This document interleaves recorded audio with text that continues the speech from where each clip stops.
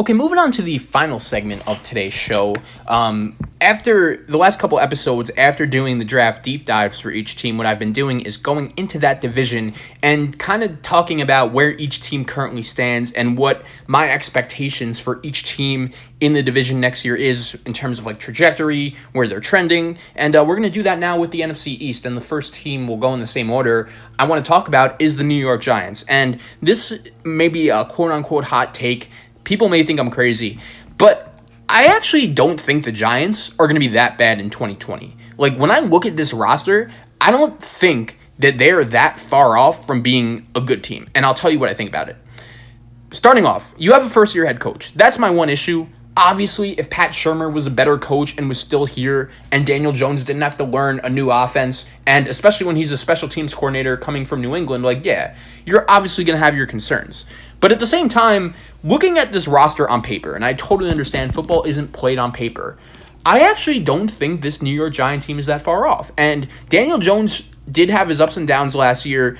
It isn't necessarily confirmed that he's going to be the future quarterback in New York, but at the same time, he did show some flashes, and I do think most New York Giant fans are pretty happy about having him as your future quarterback.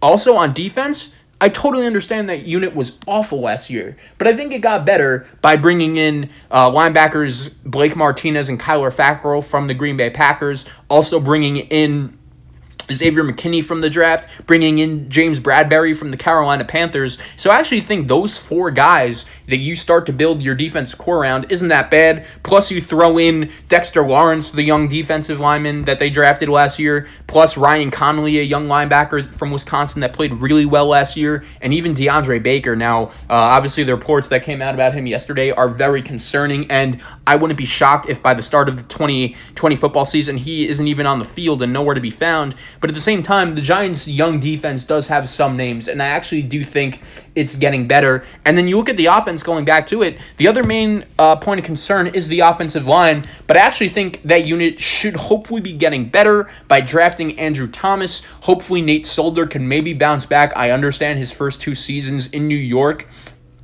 just really haven't been any good. But also on offense, you have Saquon. You have a young wide receiver in Darius Slayton, who I think towards throughout the whole season last year, I really liked the chemistry that Daniel Jones as a quarterback really developed with Darius Slayton. And I think Slayton, along with Shepard and Golden Tate and Evan Ingram, if Ingram has to stay healthy, all three of those guys could actually be decent for this New York Giant team, along with that improved defense, along with the improved offensive line with Solder, Will Hernandez being there as well, Zeitler. I don't think this Giant team is that bad, and I don't think they're actually that far off from winning soon. I actually am higher on the New York Giants than most. I think they're going to be around 8-8 or 9-7 this season.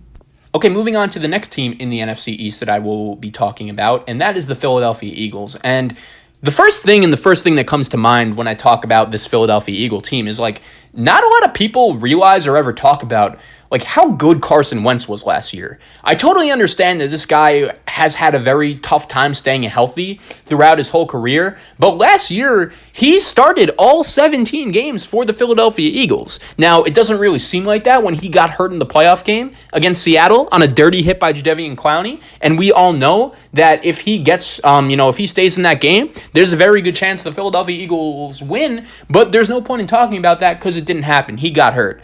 But Carson Wentz really impressed me last year by the way he handled adversity. Because remember when the Philadelphia Eagles lost that game to the Miami Dolphins and their whole fan base was freaking out about Carson Wentz being the franchise quarterback of the future, and all of a sudden the Eagles go down the stretch, they win that big game over Dallas, they beat the Giants, and this is all when they didn't have any of their weapons and they really weren't healthy. And that's the reason why I think the Eagles are going to be pretty good this year, because assuming Carson Wentz stays healthy, you have that quarterback that really led your team last year and made so many guys around him better, and now you have the weapons and you are healthier and you have an improved defense. You start off by, another year of Miles Sanders as your starting running back. You hope that he just continues to improve and get better. Boston Scott was a really, a hidden gem for the Philadelphia Eagles last season, and he was really good. You hope Alshon Jeffrey and Deshaun Jackson could both stay healthy, but even if they don't, you hope also that Jalen Reagor, the receiver that you drafted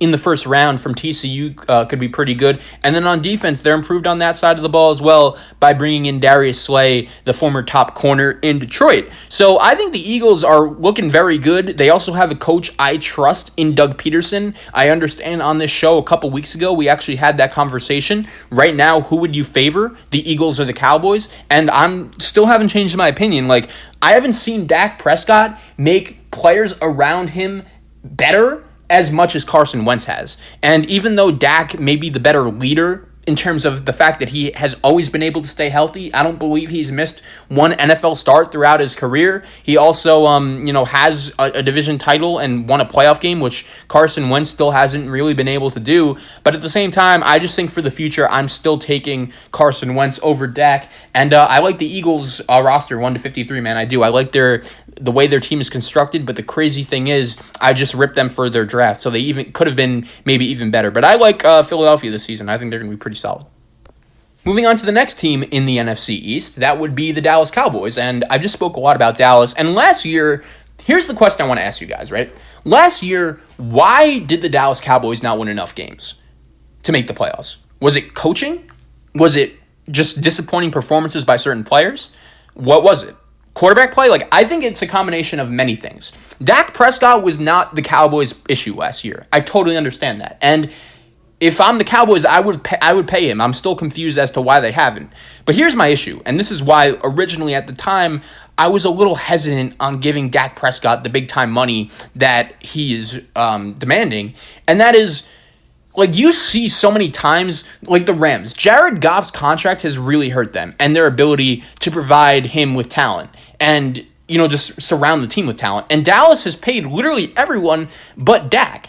The thing is, if the Dallas Cowboys quarterback of the future is not Dak Prescott, you don't necessarily know who it is. And the reason why I just don't necessarily know if Dak Prescott deserves the money and if he could really make the Cowboys a Super Bowl contender is because I've never seen him take that elite step. I think Dak right now is cemented as like the 7th or 8th best quarterback in the NFL, which isn't bad by any stretch, but I just don't necessarily know if his ceiling is very high or if he's going to have the ability to just put a team on his back and win games. The thing is, though, with the talent the Dallas Cowboys have, if all things go right, which is obviously very easier said than done, you just don't really know if he's going to be able to do that and lead your team.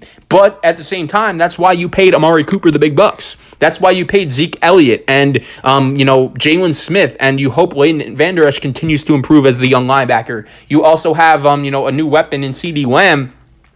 So on paper, the Dallas Cowboys should be pretty good. But you all know that football is never played on paper. Personally, you guys know, if you've listened to the show before, I'm not the biggest Mike McCarthy fan. And I don't usually trust him as a head coach to win games. Like, I think if Mike McCarthy was a good coach, the Green Bay Packers during Aaron Rodgers and Mike McCarthy's time together there would definitely have more than one Super Bowl ring. I really do believe that. Like, I just think the Packers and Mike McCarthy didn't do a good enough job taking advantage of the talent of Aaron Rodgers. And I understand McCarthy is a Super Bowl winning coach, and odds are it's going to be very hard for him not to be better than Jason Garrett. Like, the whole Cowboys team, it looked like quit on Jason Garrett during that game in Philadelphia last year, that Week 16 game. So if I'm a Cowboy fan, I understand there's some reasons for optimism. You have a new coaching staff, but my expectations for Mike McCarthy aren't nearly as high as everyone else's. I still don't trust the Cowboys defense. They have the names in Lawrence, in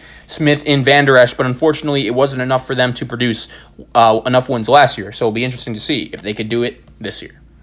Okay, moving on to the last and final team on the list, that would be the Washington Redskins. And I think when you look at this Redskin team, they're another team that's kind of in an interesting situation because similar to the Giants, they have some young pieces, but here's the difference. One, I don't necessarily know if Dwayne Haskins is the future in Washington. I don't know about Daniel Jones either, but at the same time, I just think Daniel Jones showed you more last season. Dwayne Haskins is really going to have to take the Bulls by the horn for this Redskins quarterback competition and win it and really show Washington that he's the quarterback of the future. Because if Washington, with the number 2 pick and a new head coach and a new GM that drafted Those guys obviously didn't draft Dwayne Haskins. Like, I would maybe think that, okay, maybe they could have drafted a quarterback with the number 2 pick if they loved the Tua or they loved the Justin Herbert. But at the same time, they're going to be rolling with Dwayne Haskins.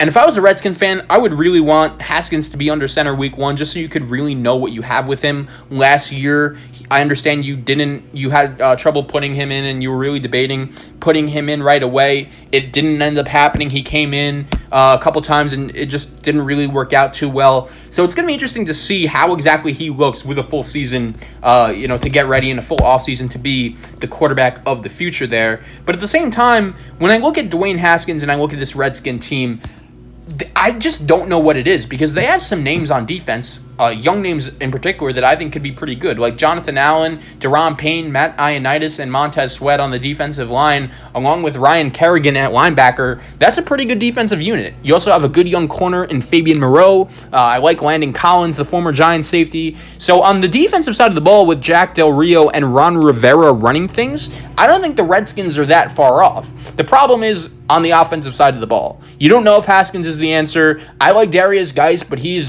coming off a torn ACL a couple seasons ago. Adrian Peterson is a little older. The one guy I love in terms of their skill position players is Terry McLaurin. He really came on last season as a breakout player and a guy that could be Dwayne Haskins' next big-time receiver in Washington. But they just have a bunch of holes on this team.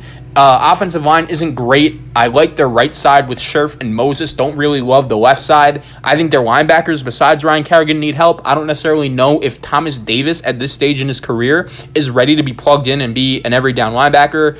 Besides Moreau and Collins, I don't love their secondary. Don't love Kendall Fuller as my second corner. Their secondary really wasn't great last year.